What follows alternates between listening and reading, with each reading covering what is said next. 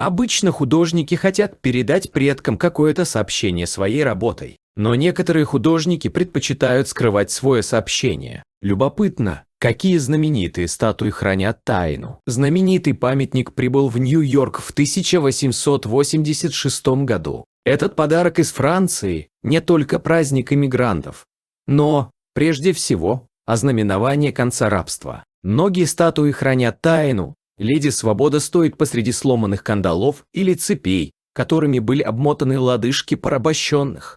Знаменитая статуя в Рио-де-Жанейро была построена в 1931 году, и хотя она выполнена из бетона, на самом деле она покрыта миллионами крошечных плиток из мыльного камня. Некоторые женщины работали добровольцами в приходах, наклеивая эти плитки на льняные полотна. Многие из них писали на плитках свои имена, добрые пожелания и другие послания. Этот знаменитый бюст египетской царицы датируется 1345 годом до нашей эры и был выполнен скульптором по имени Тутмос. Первое, что бросается в глаза – отсутствие левого глаза. Однако ученые считают, что глаза там никогда не было. Действительно ли художник так задумал, остается неясным. Монумент Вашингтона стал объектом нескольких конспирологических теорий, в частности масонских. Обелиск увенчан алюминиевой пирамидой, напоминающей памятники Древнего Египта. Но это еще не все. На пирамиде выгравированы знаменательные даты и имена. На восточной стороне можно прочитать латинскую фразу «Лос Диос», слава Богу.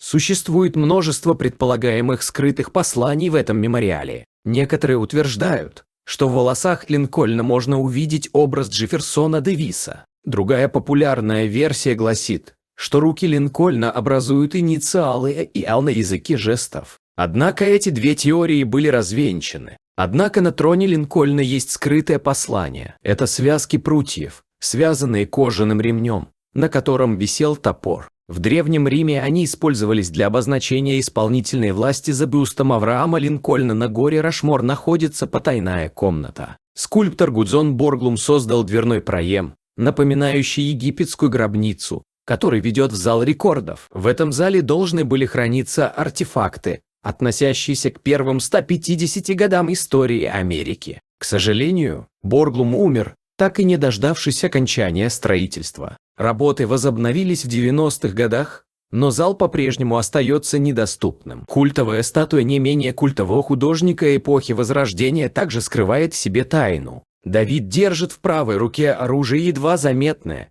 Это скрытое оружие называется фустибалом и использовалось для метания предметов.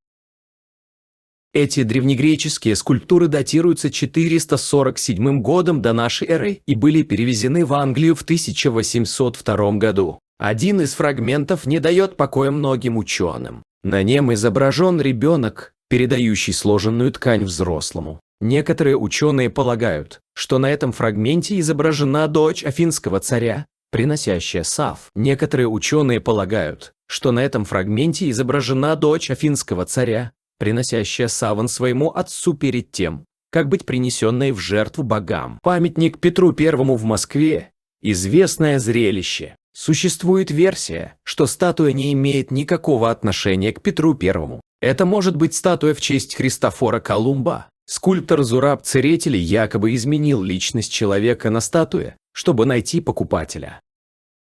Эта статуя Моисея появилась в результате неправильного перевода. Как видите, у Моисея, как ни странно, два рога. Почему еврейское слово, описывающее лицо Моисея, означает лучи света или излучение, но оно очень похоже на слово, означающее рога.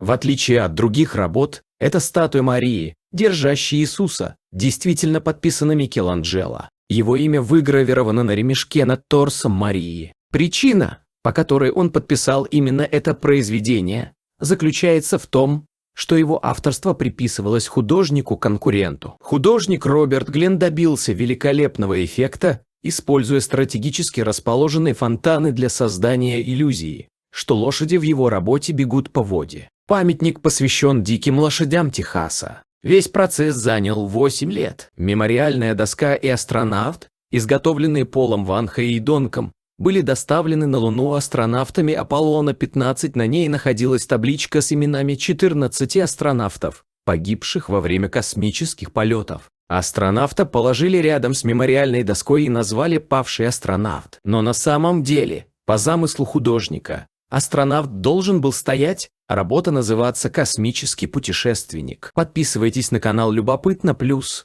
чтобы узнавать самое интересное и любопытное.